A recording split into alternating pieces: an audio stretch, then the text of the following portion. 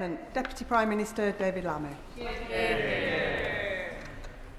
Well, Madam Deputy Speaker, with your permission, I'd like to make a statement on the release in error of Hadesh Kabatu from HMP Chelmsford last Friday morning.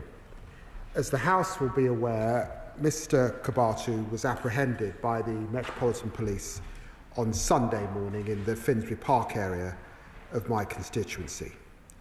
He's back where he belongs, behind bars, and I'd like to thank the Metropolitan Police, Essex Police and the British Transport Police for their swift action to return him to custody, and the public who helped locate Kabatu after the police's appeal.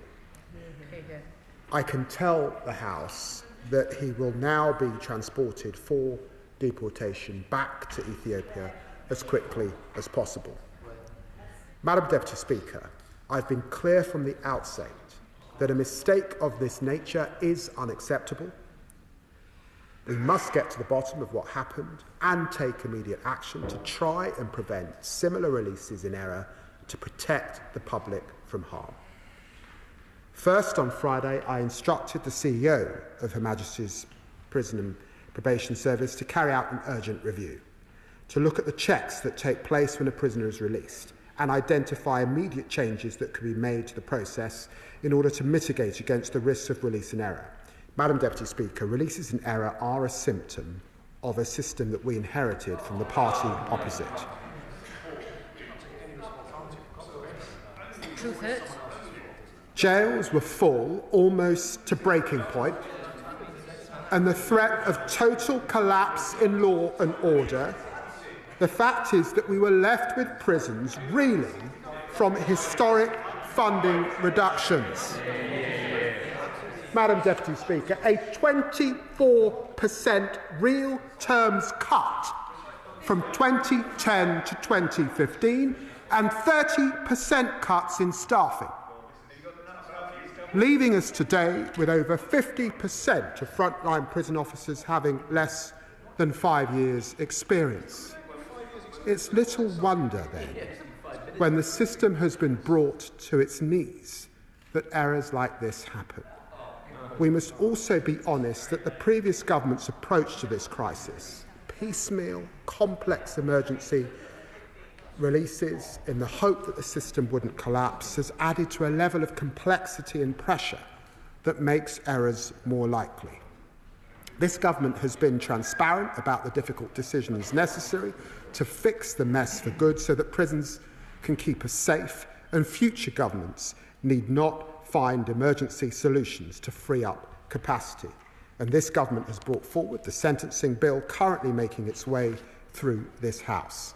It will ensure we have a suitable criminal justice system, one which can deliver punishment that works, that cuts crime and keeps the public safe. And this government's also building 14,000 additional prison places so that we have capacity to lock up the most dangerous offenders. This is the largest prison expansion since the Victorian era. And let's be clear, there will be more people in prison at the end of this Parliament than there have ever been before. I call Robert Jenrick, Shadow Secretary of State. Thank you, Madam Deputy Speaker. Well, dear, oh dear, where to begin? This Justice Secretary could not deport the only small boat migrant who tried to be deported. Yes. Having been mistakenly released, Hadesh Kabatu came back to prison asking to be deported, not once, not twice, but 5 times. But he was turned away. Madam Deputy Speaker, the only illegal migrants this government are stopping are those that actually want to leave the UK.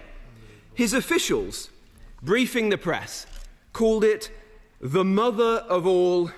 Yeah, they're not wrong, are they? Calamity Lammy strikes again. It's a national embarrassment. And today, the Justice Secretary feigns anger at what's happened. He says he is livid Kibatu was mistakenly let out.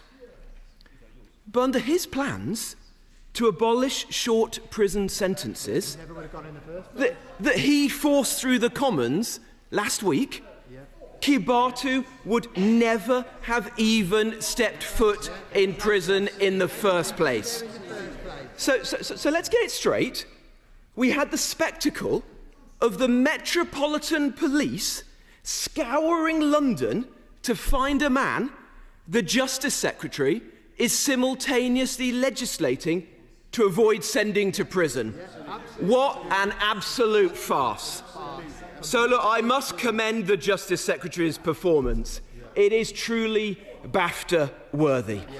He has perfected the art of performative outrage to a T. What is the Justice Secretary going to do now to address the way in which problems in our prisons are covered up routinely or wished away? On the subject of the inquiry itself, you won't be surprised to hear I am, how shall I put it, sceptical about this government's ability to conduct inquiries with any competence. Why is it limiting itself to this particular security farce and not the other glaring errors, like the doubling of drone sightings above prisons, the soaring assault on prison officers, or the rampant extremism we're now seeing in our jails? Shocking as this accidental release is, it is not a one-off blunder. It has come to be the norm under this government, as the number of prisoners mistakenly let out early has more than doubled. So can the Justice Secretary tell the House how many of the 262 prisoners let out mistakenly in the year to March were violent or sexual offenders? And how many are still at large? There are now record numbers of foreign nationals clogging up our prisons, more than under the last government. How many of those 262 prisoners accidentally released are migrants, like Kibatu, who were awaiting deportation? Madam Deputy Speaker, can the Justice Secretary give the House his cast-iron assurance that this man will be deported from our country by the end of the week, as he promised on the news on Sunday? And if he fails, will he take responsibility and resign? And lastly, on Tuesday, the Justice Secretary blocked my amendment to release the migrant crime data. Does he now finally acknowledge that there is a link between the small boats and crime in this country? And will he call the small boats out for what they are, a national security emergency? Madam Deputy Speaker, this man should never have been in our country in the first place. That's the truth. He should have been detained. He should have been deported. Instead, he was put up in a hotel in Epping and allowed to prey on schoolgirls. Now we learn that some Labour officials privately concede that they were wrong to scrap the Rwanda plan. Be in no doubt, from start to finish, the Kibatu fiasco was a creation entirely of Labour's own making. So I say to the Justice Secretary, there's no point coming to the House today professing to be livid at the consequences of your own policies. The British people, they can see straight through you. The Shadow Justice Secretary, I'll give him this, he's smooth. But as my mother would have said, if he was chocolate, he'd lick himself. He should hang his head in shame.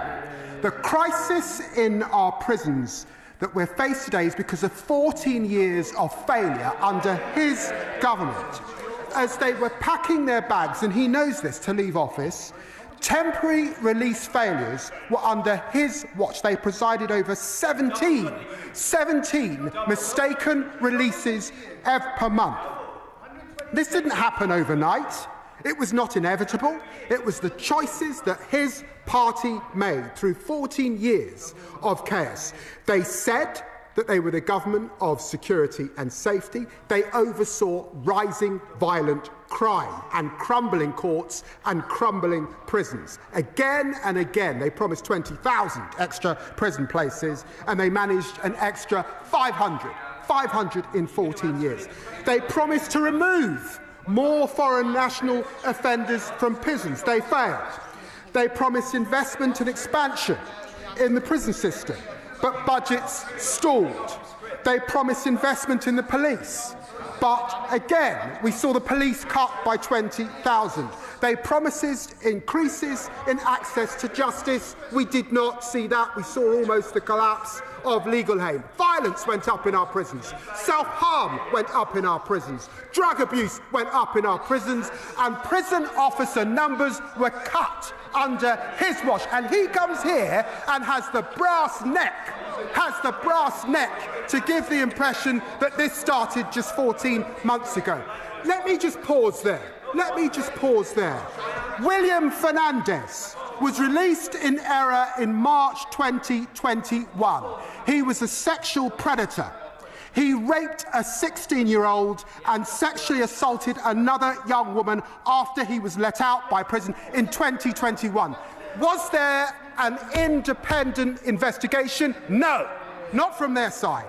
Rayan Nubi, released in error in March 2023. Again, a man who was mistaken released from a Category B prison. Was there an independent investigation under his watch? No, there wasn't. Laura Matavoulis, again released in error in December 2021. Was there any independent investigation? None at all. And he comes here with the brass neck.